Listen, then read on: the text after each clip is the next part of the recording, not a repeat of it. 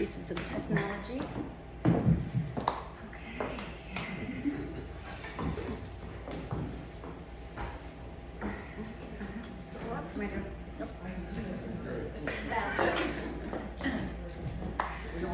Thank you for being here at my talk called True Balance. It means more than just standing on one foot. I was speaking with Denise when she first walked in, and she told me about a friend of hers who is having trouble standing on one foot. I do too. I do too. I have trouble standing on one foot. I'm going to tell you all about that after I tell you a little bit more about myself. Thank you, Elizabeth. I'm so grateful for being at the top of your list. That's a great place to be. I'm so grateful. Thank you, Brian, for having me. This is marvelous. Thank you, everyone, again, for being here and allowing me to speak to you and with you. I appreciate your warm welcome. My name is Julie Blanfin. I'm sorry, can I say one more thing? Yes, please. You guys should all dig in while Julie's Yes, talking. please. Yes, please. Yes, thank you. Thank you. Eat as I speak. Thank you. My name is Julie Blanfin. I'm a yoga pro, a speaker, an author, a retreat leader, and the founder of Stretch Your Spirit. I inspire mostly midlife and menopausal women to feel joyful, stable, and sexy through movement and stillness. And today I'm here to talk to you about balance. And again, it doesn't just mean standing on one foot. Where's my little clicker?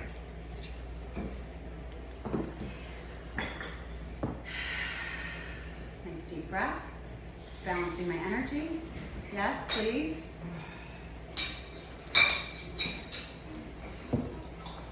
Okay. Clicking. When I was a child, I was in the gym every day. I was raised in a school of gymnastics. I started gymnastics when I was about 4 years old. So I started yoga when I was about 4 years old. And I literally was standing on my hands, hanging upside down with my sister, and looking adoringly at my mentor and my coach and my mother for the first, well, still, she turns 85 next week, and she's still practicing her yoga.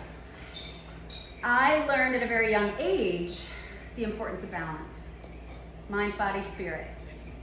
And then as I've aged, I've recognized how profound balance really is. I was the balance beam kid, y'all. I was third on balance beam in the state of New York. Yeah, right? Woo! When I was 11. And then, one day in May of 2013, I experienced a total loss of hearing on my right side. 2013, it was about 6 p.m. I was in my little apartment in Eastport, and I felt a pop in my ear. I don't know if you've ever felt a pop in your ear. Anyone? Like you're going up in an airplane, right? Allergies. I thought, oh, no biggie. Allergies. It was May, after all. And so I just, opened the mouth, stuck out the tongue, wiggled my jaw around, thought, no biggie. 2 hours after that, the tinnitus, the ringing, tinnitus. Anyone? The tinnitus started. Yeah. Very common. Again, no biggie. Thought not much of it, but it was a thought. It wasn't alarming yet. 2 hours later, in hindsight, this is an alarming memory. But at the moment, it wasn't. I hardly recognized this sign. I was sitting in my yoga studio. At that point, it was actually in my home. We were at Debbie asked me, I think if I teach in my home. No, it wasn't you, somebody else here. It was 8 p.m. Yeah, I had a private client in my little yoga studio in my apartment. And at that time I had this little speaker that played all my groovy, calm music during yoga practice. And I kept turning it up because it kept voluming down. So I thought, right? 2 hours later, I fell to my knees. Another deep breath. I couldn't stand, I couldn't see. My eyes, nystagmus, we're familiar with that term, my eyes are wiggling back and forth. I felt like I was spinning, just spinning. I fell to my knees. My boyfriend put me literally up on his back like a backpack to get me down the outside steps, down to the bottom of the step, so I could sit comfortably while he ran through the dark to get the car. And this was after about 5 hours in the emergency room. I didn't have a stroke. They have no idea, idiopathic, no known cause. My hearing loss. What do you do? Right? What do you do? Balance is different now. I was a singer, professionally. Not anymore. Deep breath. I breathe deeply often. It's part of my yoga practice. I'll get there in a sec.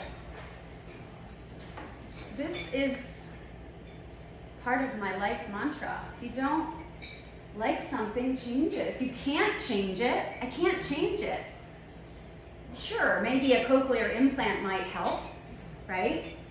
A hearing aid, maybe, but I have no hearing to amplify. If you can't change it, change your attitude. I got to work. I have been in the wellness arena ever since I was a child. I thought, okay, I got this. I got this. I can handle this change in my balance. Well, no, not really. Not really. I can't stand on one foot. Does it suck? Yeah, I guess it sucks. But what's lamenting got to do with it? It's my reality, right? So I got to work. I'm an expert at yoga. I'm an expert at gymnastics. I'm an expert at balance. I thought, okay, all right. You're saying I'm not going to get my hearing back? All right. You're saying that maybe $5,000 with a cochlear implant that drills into my skull might work? Okay. I'll put that, on the to-do list for maybe one day. We'll see. But I did some serious research into the body's balance. What is it? How do we balance? How do we practice balance? What is balance? Where is balance? If you know about the inner ear, and my undergrad is in speech pathology and audiology, I thought, okay, I know about the ear. I know nothing about the ear. When you really get down to it, when you can't hear, it's still such a mystery. I thought there's got to be more to this wellness journey of mine, to this challenge. It's a challenge every day, all the time. Am I going to just understand more about the inner ear, or am I really going to dig deep into maybe other ways that our body can practice balance? There are many ways. There are many ways. And this is what I bring into my teaching. Because again, balance doesn't just mean standing on one foot. Can I lead you through yoga? Of course I can. I've been teaching it since I was 12 years old. You saw those pictures of me in the gym upside down, out in the grass doing handstands. By the way, if you follow me on social media, you know that I still do that. Do I stay up there in the handstand as long as I used to? No. Is that okay? Sure. Anyway, I can teach you yoga. We can practice balance. Sure. Balance is a practice. But it's mind, body, spirit. It's a practice in all the ways. When I first walked up here, what did I do? What was the first thing I did? Whew, deep breath. Right? Yeah. What does that do? That helps to ground me. I'm nervous. Trust me. I've been a speaker for a long time in many different arenas, typically not in high heels. I need to take that deep breath. Body, mind, spirit. I can make a difference in your life through yoga poses. For sure. You can. Right, Debbie? It's a practice. Debbie's been practicing since 2008. It's a practice. It makes a difference, whether it's balance, digestive issues, anxiety, flexibility, strength, all those wonderful things. Yes, that's how we can practice balance. According to yoga tradition, we have 7 main energy centers within and around the body, called chakras. Ancient tradition tells us that we have energy. Do we think we have energy? Like, is that just a bunch of hoo-ha? We know we have energy. That's just what they call it in the yoga tradition. Chakras. Our energy centers within and around the body are a wonderful opportunity to practice balance. We have everything we need. Bring your hand below your navel. Just rest your hand below your navel. This is our area of creation, right? Yeah? Creativity. It's our area, according to yoga, of emotion and joy. I can't tell you how many women, especially women in midlife and menopause, come to me and say, well, that's it. I am a hot mess. I'm pissed. My libido has left the building. What do I do now? Can yoga help? And again, yeah, we can stand on one foot. We can practice those poses. We can also bring the hand to the body, connect with that energy, take a nice deep breath, and say to self, perhaps, maybe find an affirmation, a sentence, a mantra, a phrase. I am sexy. I still have sexual energy, which is, for the record, true for all of us, forever, not just women, men too. Performance is a whole different talk. Right? Honestly, like energy and capacity and sacred birthright is one thing, and that's a practice. Performance and symptoms, sometimes we can practice a little bit more balance with some of the things that we're struggling with. Activity, performance, sometimes we can't. But when it comes to energy, when it comes to simply connecting with the body's energy, that is a wonderful and always effective, as long as you practice it, as long as you believe it, that you have everything you need. A wonderful way to bring yourself back into balance. Fascia release. Holy mackerel. Has anybody practiced fascia release? Maybe you have a foam roller. You might have a foam roller and you're like, you get on it. Oh, that feels good. Right? You sit on it. Or you get deep tissue massage, like get the elbow in there. I've got a knot in my shoulder. Oh, and then you leave with bruises. Fascia release is like, don't even get me started. It's everything. So fascia is the most abundant material in the human body. The most abundant material in the human body. It's everywhere. It's not just that internal skin. Some people think that, hey, if I just cut off and zip off my skin and toss my skin over there, I'm going to have this whole internal skin. That's my fascia. That's true. That's one type of fascia that you have. We have so many different types, and it's everywhere. So the importance of our fascia, especially when it comes to balance, is that this is where we hold the majority of the water in our body, in our deep tissues. Has anybody ever said, "Oh, I'm so dehydrated"? And what's the first thing that someone says? Drink water, right? However, what if you're drinking water and your body's tissues are so dehydrated and or inflamed? Inflammation, don't we know it? It's not just a trending term. Inflammation is a thing. And that's when I write to my friend Elizabeth, what's the best vegetable to bring down the inflammation in my fingers? I have arthritis in my fingers, and there's fascia in there because there's fascia everywhere. So as well as practicing balance with my diet, I am practicing balance with all these wonderful tools that I use, but a tool indicates work, a toy indicates play, so I call them toys. So I use these fascia toys, and they're different shapes. Most of them are circular, and they're different densities, and they're different materials.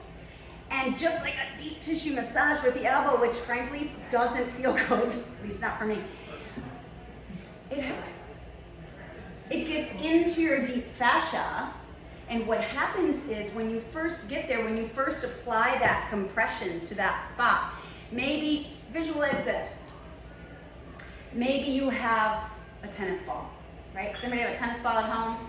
Grab that tennis ball, put it on a comfy chair, maybe not a really super deep seat like the sofa, but maybe a straight back chair with like some sort of a cushion or tufted seat. Put that tennis ball on the seat and sit on it. Not under your tailbone. That's a whole different toy. And no, I'm not talking about that. Anyway, but put it right under your cheek, like under the side, right under the gluteus maximus, that muscle right in the bum cheek, or down a little further. Does anyone struggle with, you don't have to raise your hand, maybe it's just a silent yes, sciatica, or maybe a piriformis syndrome. Does anybody have tight hips or tight glutes, maybe tight hamstrings? We're worried about flexibility. Yeah. Sit on that tennis ball right underneath your bum, right at your thigh, right where your thigh and your bum meet. 3 minutes. Tell your cell phone, hey Siri, set a timer for 3 minutes. And just sit on that ball. Maybe it's a tennis ball, maybe it's a golf ball, maybe it's a ball that I use, which are fantastic. If you want to do fascia work, and you can do it on your own, I'm happy to help you. I work with one-on-one clients. In fact, right down the street is my studio across from Bean Rush. One-on-one clients. I've been doing this ever since I founded my business in 2009, Stretch Your Spirit. And in that space, yes, we practice yoga, but we also practice a lot of fascia release, which again, is fun because it feels good and it works. So if you have a ball, just sit on that ball and just 3 minutes, see how it feels. So what it does is, as soon as you put, maybe you can get over to a corner. Say you have like a knot. Anybody struggle with aches and pains or knots? Upper back, maybe, right?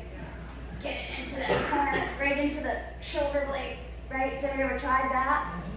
It works. And you know why? Because it's fascia. So as soon as you get to that spot, the corner's great. As soon as you get to that spot, the muscle, the more superficial muscle in that space is like, what the heck is that? That's not supposed to be there. What's that thing pushing?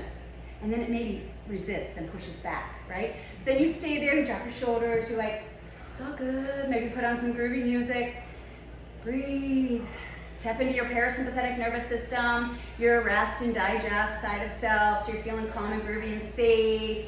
So the muscle can then relax. The blood flows into that space, warms up that space. The blood's like, you know, those people who walk into the party and all of a sudden the party's like, yeah, it's like a party. That's the blood. The blood rushes in, it's like, yeah, this party's awesome. Relax, muscle. And the muscle starts to relax. Then, remember what I said is in the deep connective tissue, all those little water molecules. Then the little water molecules in that deep connective tissue are like, whoa, this party's awesome, right? Right? And all those little water molecules, what happens when the party gets good? We're all dancing, right? We're at least doing a little bit of this. We might not be dancing, we're moving because it's awesome, it feels good. Well, all those little water molecules in the deep connective tissue in the form of fascia, those water molecules move and groove, dance and sing, just like dropping a little pebble in a still pond, right? We call it the ripple effect. Or we call it flushing or rinsing. So what happens to that knot in your back? What happens to the joints of the pelvis, the elbows, the neck, the everything? We've got more slide and glide, and we can move easier. How many of us love Netflix? Like I do. So we sit, and then what happens when we get up? I can literally hear my joints go, right? As you stand up and you're like, oh, and you give yourself a good groan and you shake it out like a cat. The fascia doesn't like to be too still. Doesn't feel good. Fascia has properties of a liquid and a solid. So when you sit, when you're watching Netflix, you've got a floor there, nice comfy little rug on the floor. If it's not super comfy, bring a whole bunch of pillows down there, maybe your cat, stuffed animal. Get down there and stretch, do some wiggling, because sitting, oof, don't get me started on sitting. Sitting hurts. The fascia doesn't like that. What happens when we put a jar of honey right there on that table for 4 months? We know what happens to that honey, right? And then you go to use it, it's like, it doesn't, it's the same thing with our fascia. So when we're sitting on that long road trip, when we're sitting in that sofa for hours and hours and hours, don't get me wrong, I do the same thing. It hurts when we stand up, right? The other end of the spectrum is marathoners, professional athletes. They need a lot of wellness practitioners to keep them doing their job, because their fascia is overactive. So the fascia loves balance. The fascia loves balance. It doesn't want to be too inactive, too still. It doesn't want to be too active, too mobile. Yeah. Fascia. All about stability, all about balance. I could keep talking about fascia. How much time do I have? So pelvic floor stability. I want everyone to plant their feet, both feet on the floor. Yep, facing your place, facing your, yeah, you can even turn away from me, or you can turn wherever your chair is facing. Yep, plant your feet, anchor down into your pelvis, sitting up tall. Great, no twisting, no leaning back, no leaning forward. Just anchoring down into your pelvis. We all have a pelvic floor, men, women, children alike. And you can stay like that, or you can relax, quote unquote. This could be your relax. This could be. Pelvic floor stability is an amazing opportunity. Just heightening our awareness of this foundation of our torso. This is our foundation. Yes, we have feet, and those are really important for our foundation. You can feel those feet when you're standing, hopefully. I do have a client who can no longer feel his feet. He's been working with me once a week, private practice for 7 years. He sometimes feels sensation in his feet, but not usually. He loves to walk and garden and do all the things that we love to do, right?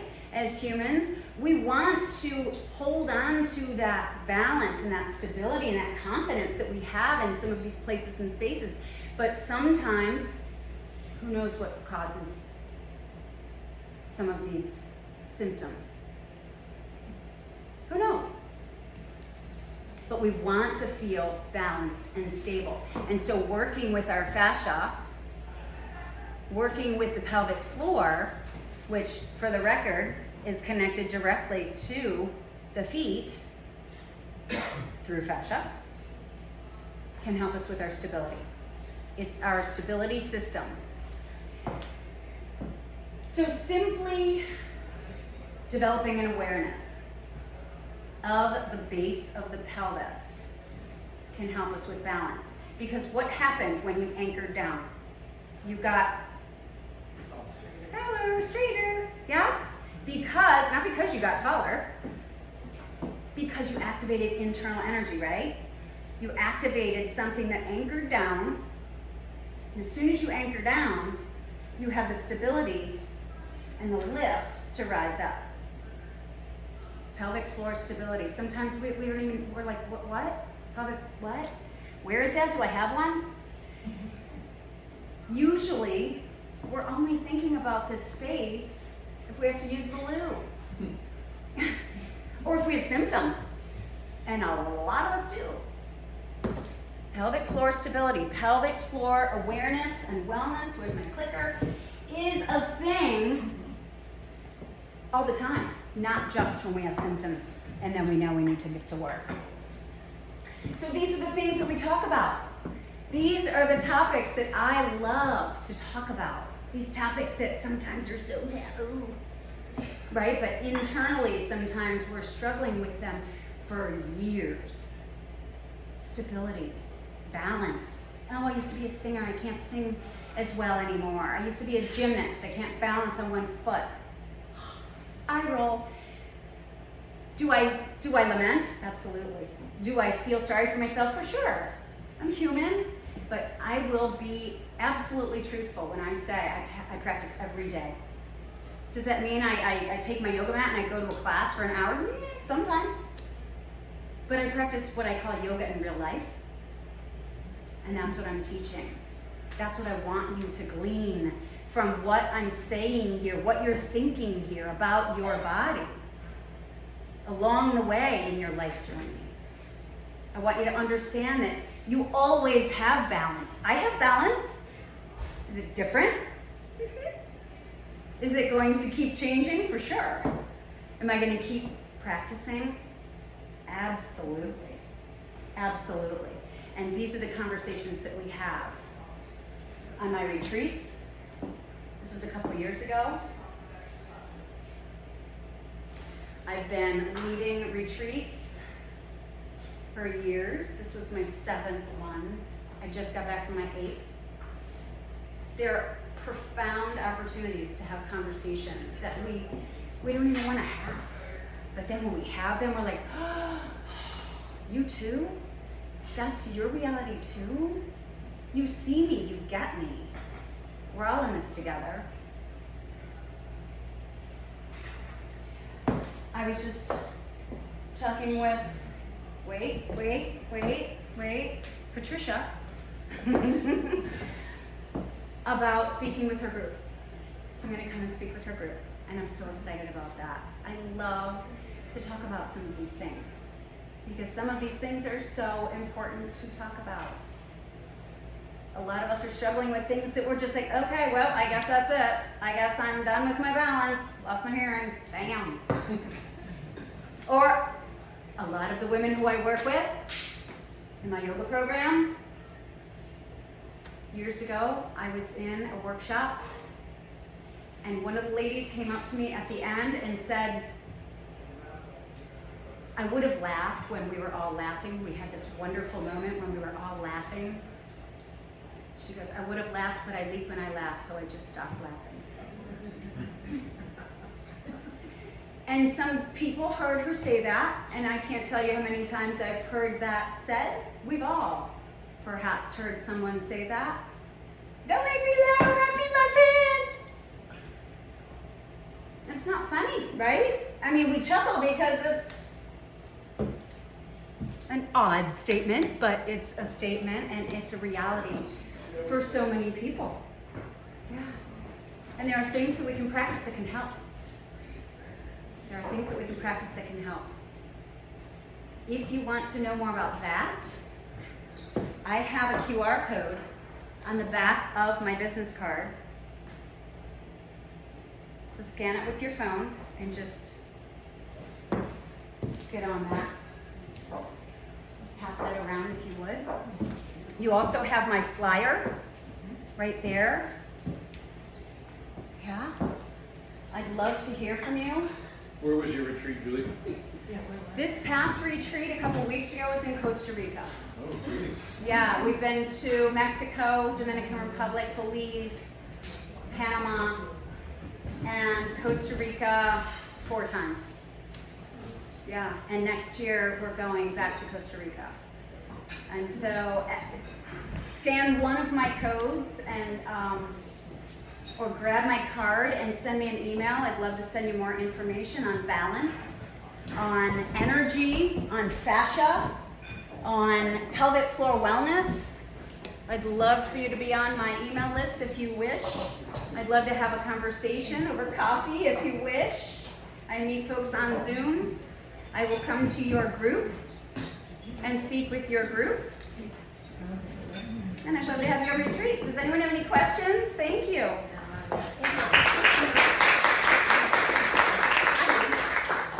Can you talk about some of the ways you teach people to practice yoga in real life? Because I think that was one of the most eye-opening things that I learned from you, is it doesn't just have to be you on your yoga mat. Right. So like, what are some ways that people can do that? Right.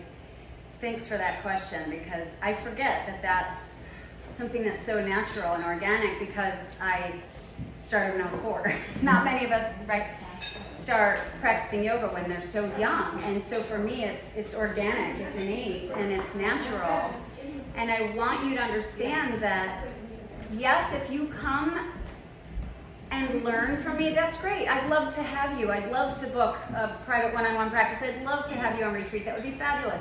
But thinking about your life, and this is what I teach the people in my program, men, women, and children.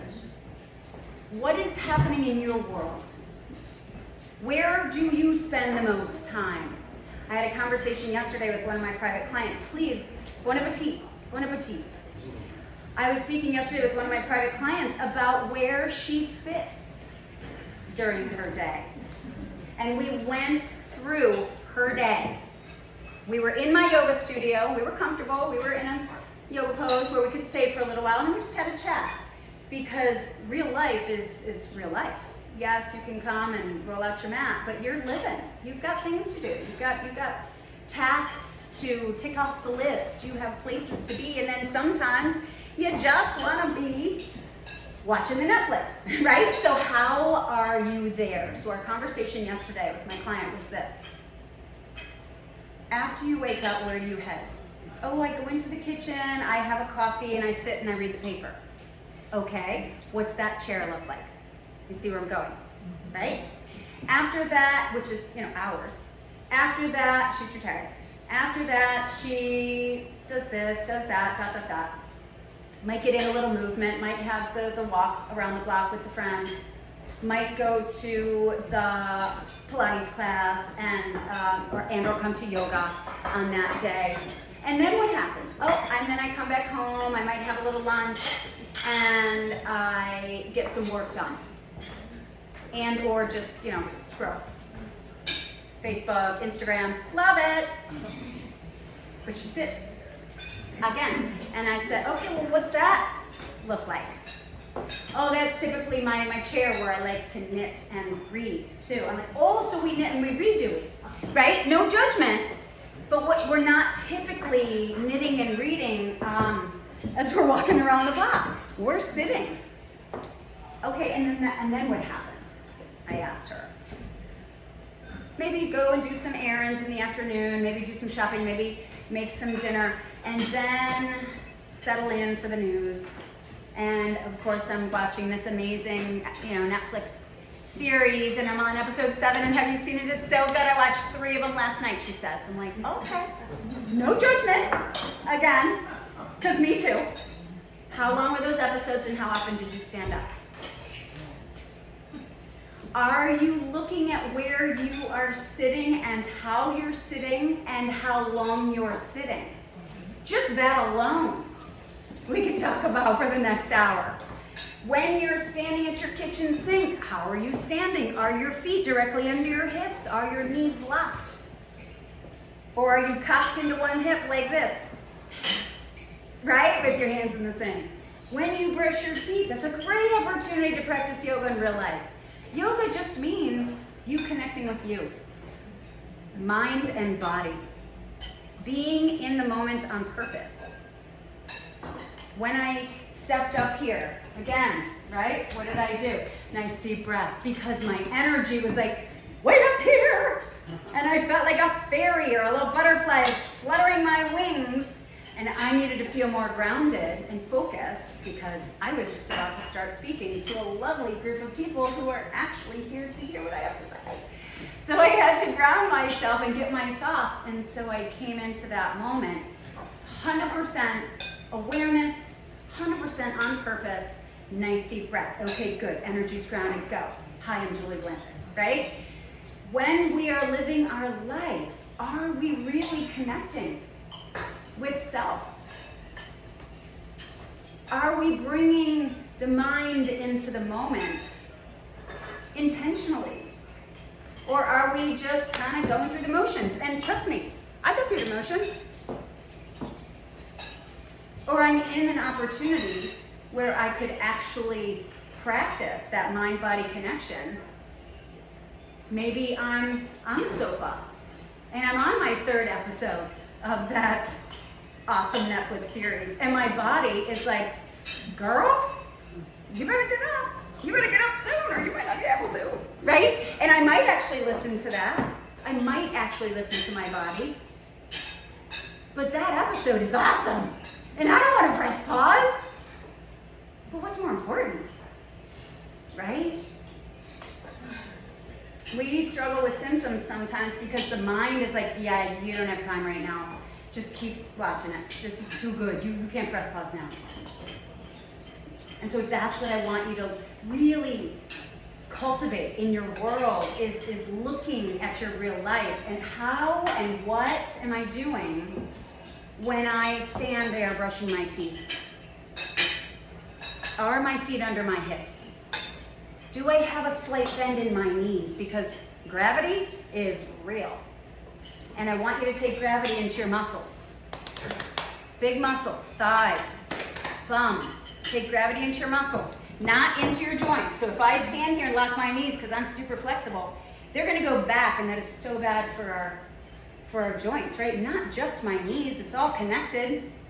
Not only through all the joints and all the muscles, but the fascia, right? So anytime you're coming out of alignment, whether it's hyperextending the knees or cocking into one hip when you're having a conversation at Ingrano, right here today, I might come over there and give you a little hip check. No, I'm kidding. But I just want you to recognize where you are when you're there and how maybe you can come back to a more balanced place. And that's called yoga. Connecting mind and body in that moment to bring yourself back into that balanced place, to bring yourself back into a place of stability. Thanks, Elizabeth. Anybody else have a question or a comment? Yes. What's your name? Brian. Brian. Brian, P-R-Y. Brian. Yes. Thank you for sharing all this right now. What really struck me is the alignment that you're talking about.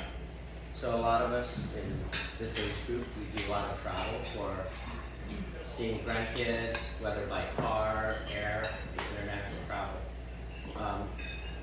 That means we sit in the same spot. Right. So do we fall into the same trap you just talked about? I'm going to repeat this because this is a very, very good question, and it's a very important rumination and contemplation. Pry said, many of us here are traveling a lot, car, plane, buses, trains, all the things, right? Getting to these places sometimes super far away. Does this still apply? Is this the same as sitting on our sofa. We're sitting somewhere else, but we're still sitting, right? And gravity is still real, even if we're on an airplane. So before I say what we can do about that, let me just explain the dynamics maybe a little bit and the mechanics, if you will, of sitting. Feel where you are right now. Don't move, don't shift, keep eating, keep moving, but don't adjust your seat.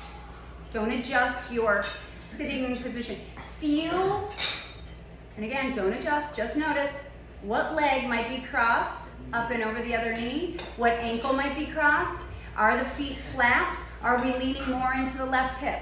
Are we leaning into the right elbow? Are we turning the head to the right?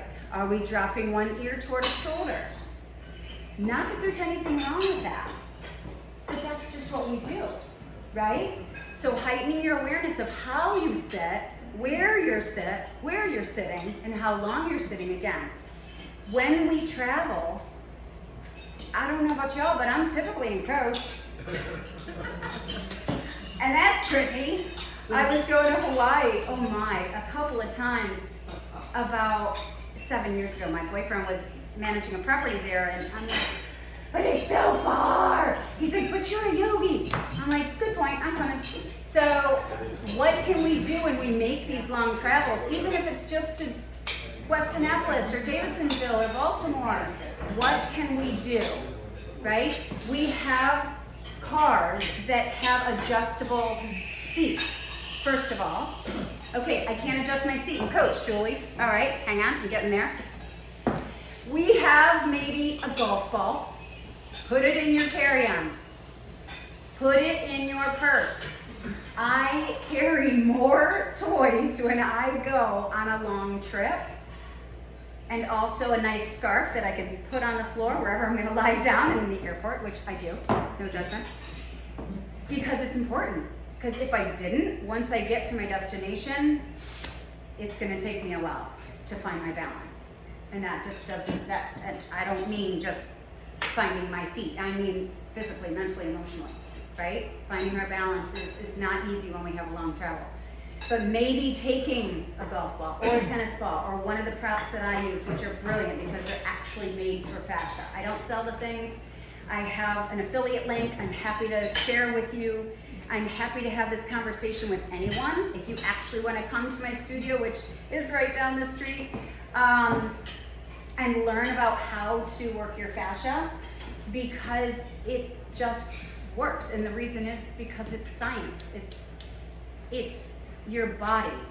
And so when you get on one of these props, what's happening is going to happen as long as you give it that 3-minute minimum. It will help to hydrate your body from the inside out, I call it. So that's one way when you're traveling, you can stay a bit more balanced and a bit more well, if you will, and grounded once you get there. It's helpful for jet lag. It's helpful for feeling like you can actually move once you get out of that plane, move and breathe. I would suggest finding, maybe standing and moving about the cabin, right? And maybe actually moving differently about the cabin. So when I am on a plane, I'll show you some of my secrets on a plane. My boyfriend cracks up. Anybody I travel with, all the women when I'm going on retreat, they're like, there goes Julie again. And some of them are right behind me doing the same thing. So as you walk down the, what do they call it? It's not an aisle. Aisle? Yeah? Yeah? In the plane, bring your hands up to the luggage rack. Push into your fingertips, and as you walk, just let your arms kind of drag. You don't have to go super slowly, but I wouldn't go fast either. But just drag your arms, because look what it's doing here, right? If that's the very least of what you do when you're traveling. It's so easy to do. You're going up there anyway, right? You're heading to the loo's over there, so bring your arms up here. Or touching the backs of chairs. Maybe not like whacking the headrest and waking everybody up along the way, but maybe just touching the backs of chairs and slow down and just get a nice little stretch here. in the shoulders and the chest. It helps to release some of the clenching that we feel in the intercostal muscles between the ribs. We want to take some really good deep breaths, and sometimes we can't when we're scrunched into a coach seat for however long we're scrunched in. So when you stand up, and I'm not saying if, I'm saying when you stand up on that airplane, just maybe do some things differently, but definitely try to get an opening across your chest and your thoracic cavity here where you're breathing. And then of course, we're waiting for the loo. What are you gonna do when you're waiting for the loo? You're gonna cock into one hip? You're gonna lock the knees? You could. I suggest you don't.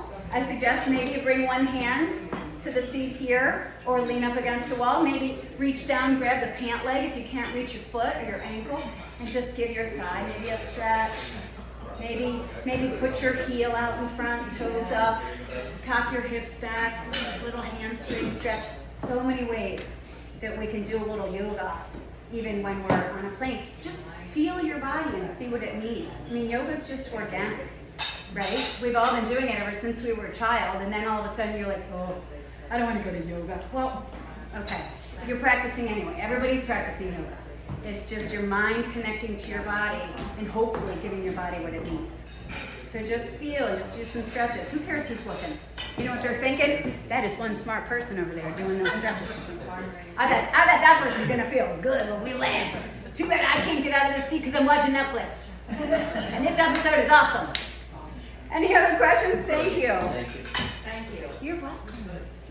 Any other questions or comments? I'll ask you one too. Yes, please. Bob. Before you get out of bed, morning, night, whatever, do you do any stretching before you put that total weight on the ground? I sure do. Great question. I love this conversation. Bob says, as soon as you wake up, is there anything that you do before gravity takes hold, basically, right? Before you put all of life's pressures and burdens, really, as you step out of that bed onto the floor?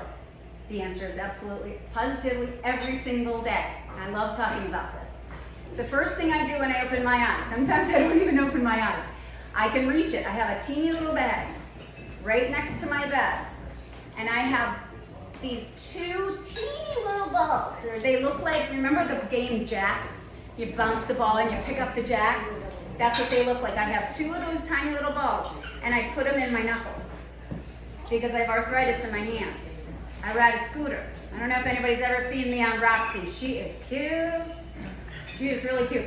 But I'm constantly throttling and braking, and my hands hurt all the time. And I was a gymnast, so holding onto the bars, and my hands hurt all the time. I'm a writer as well, and I'm a poet. I've been writing forever, and my hands hurt all the time. And when I wake up, they really hurt because I also love salty snacks and maybe even a glass of wine sometimes, and that feels terrible on my hands. So that's the first thing I do as soon as I wake up. I grab those two tiny little balls and I put them in between my knuckles, and I do my fascia release on my hands. And then after like a minute, I take it to the next knuckle. I just do both. That's when I wake up. The second thing I do at the same time, I roll over onto, where do we wake up? Who wakes up on their back? Do you even know? Do you even know where you wake up? If not, that's your yoga homework tomorrow morning. Pay attention. Where is my body when I wake up? Am I on my back, on my side, on my front, on the floor? I mean, we could wake up in all kinds of different positions, right? The leg could be swinging over here and we're wondering why we have back pain. If you're going into a twist and you have a leg that constantly is coming over, especially if it's only one side, let's start practicing something different, because that's a 3-hour yoga pose, and that's a lot. That's a lot of torque. Excuse me, that's a lot of twisting. When you're deep asleep, very, very relaxed, and then you wake up, and that can really be terrible for the spine and the internal organs. So yes, there are so many things that you can do when you first wake up. So I put those one little ball here, then it moves to there after a minute, then it moves to there, both sides. I also roll over onto my front, and I get into what's called crocodile pose. Crocodile pose is just lie on your belly.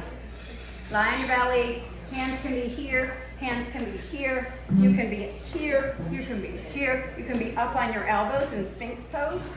That's pretty intense, especially first thing in the morning. So if you wake up on your back, I would say roll to your side, bend your knees, pause. We all have time. People are like, oh, I have no time, I gotta get right up. I gotta pee. I hear you. You've got 30 seconds, right? You've got time enough for 5 deep breaths in your body, but get your body ready for the day. Sometimes we wake up, I gotta pee. Okay, well, relax your pelvic floor. You're good, right? Yeah, that feels good. Okay, great. Sometimes it's just the pelvic floor muscles are just clenching because a lot of pelvic floor muscles do that when we sleep. And I could talk about that for the next hour. So I would roll over onto your front body, pause on your front body, let your back sort of lengthen, because even when we're lying on our back, we're still not exactly flat because it's mattress, unless you sleep on the floor or you sleep on a really super duper duper firm mattress. We're not really aligned, let's say. So coming into alignment by going into a crocodile pose on the front body is a wonderful place to be. Again, 5 deep breaths, maybe 10 deep breaths, maybe coming up onto the elbows for Sphinx pose. And then again, going onto the side, pausing in that sleeping baby pose, which is the fetal position, before moving to a seat. Does anyone feel, did that answer your question? Yes. Yeah, awesome question. Just heighten your awareness when you first wake up. It's a great time to practice yoga. Yeah, we're just waking up. Ooh, stay in your body. Yeah, great. Yes. Does that get easier as you do it? Because I'm not comfortable doing that. I will do stretches and things, but when I lay on my stomach and that, I just feel it's hard to do. Yeah. So Joyce, right? Lois. Sorry. Lois asked, does that get easier, that crocodile pose on the front body? It might be that you aren't there very often. How many of us lie on our front body every day, right? Not many of us, unless we lie on our front body every day, right? So my mother is 85 next week. She not only was a total badass and had this school gymnastics for 20 years, but she was very physical ever since she was a kid, just like me. I take so much after her. She grew up playing baseball, not softball, baseball, with all the boys. She was a pitcher, she was a first base person. She was really working her body all the time, taking line drives up until she was about 74. She was on a team, and they were good. My point is, she's always been very aware of her body and her body's needs. I want to say maybe 4 years ago, I introduced the crocodile pose to her. She was like, oh, what's this? What's this pose? Like, Mom, trust me. Just trust me. I know it doesn't feel good right now, so we're going to put a little pillow under your pelvis so your pelvis doesn't go straight when you're on your front body. So I'm on my front body right now, right? Put a pillow under the pelvis or under the low belly. So the pelvis, the bone is kind of poking up just a little bit. Maybe putting something under, hold on so I don't fall over. And no, I haven't been drinking. This is my vertigo, promise. Put something under the ankles, right? So you have that cushion under the ankles. Nothing under the head, so I wouldn't put any under the, no pillow, nothing under the head. Maybe bring the arms down to the sides as well when you're on your front body, because that can bring you a little bit more flat. When you bring your arms out, look at what it does to my shoulder girdle. Rising up, more of a bend in the back. So if it doesn't feel good, see if you can prop your body so it does feel good, because it's a really great place to be. That being said, if you have spinal stenosis or spondylosis, however I say that one, if we have something that we shouldn't be going to the front body, then don't. If you've been told you can't or you shouldn't, and or you shouldn't forward fold, please send me an email because I can help you. I just had this conversation yesterday with one of my private clients. She and 2 of her girlfriends booked with me. They were my first private clients back in 2009. And they still all practice with me every single Monday on Zoom. One of them was diagnosed at that time, maybe not right then, but maybe a couple years after. And this was 2009, 2010. She was diagnosed with spinal stenosis. And they said, oh no, you shouldn't be forward folding, which means like leaning forward, hanging forward, which is a lot of yoga, right? And a lot of life, like tie my shoes, reach for my socks, pick up the cat, whatever. And we don't want you to twist. We don't want you to lie on your front. Just all of these things. And she brought that to, of course, her yoga journey and to me. And again, yesterday was Monday. Just saw her. She's doing great. She is feeling, I mean, she's 70, I don't even know, 5, 6, whatever. And she's feeling aches and pains in that space again, maybe in the last 3 years. That's it. She's been practicing yoga every day ever since that diagnosis, ever since she started practicing yoga with me. And she gets in the pool to swim. If you've been considering swimming, yes, the answer is yes, yes, yes. Swim. However, my request to her, or my suggestion to her yesterday was, if you're swimming breaststroke, if you're swimming freestyle, and you have back pain, change your stroke. Because again, here's where we are, right? We're going into that opening in the front body and that crunching into the back body. So just all of these little ways in real life that we can really look at what we're doing, just tweak it. Just make these adjustments along the way, but just don't ignore your symptoms. Don't ignore some of these things and think, I gotta suffer through this for eternity. There are things that we can practice, and we can prop the body too, and work fascia. Fascia would help too. Yeah, you can bring something maybe under the belly here to help that crocodile pose feel a little bit more. And or just send me an email. Come to my studio. I'll show you a bunch of stuff. Thanks for your question, Lois. Thank you all. And I'm here as you nibble on these delightful little delights. I'm here if you have any more questions or comments. I'd love to connect. Thank you again, Julie Blampin, Stretch Your Spirit. Thank you.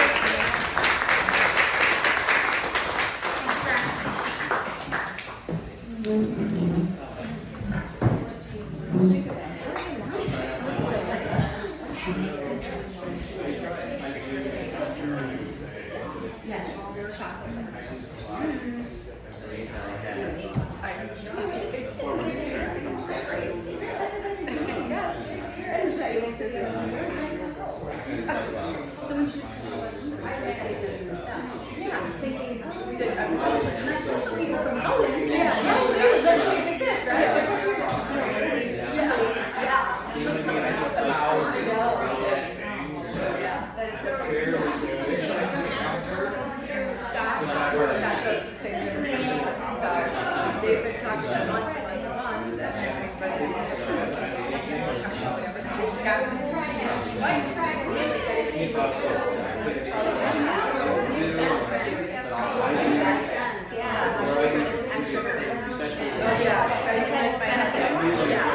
my extrovert ADD boyfriend.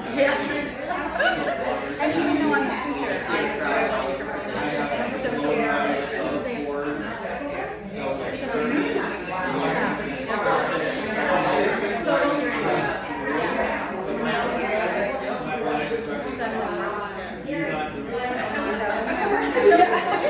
So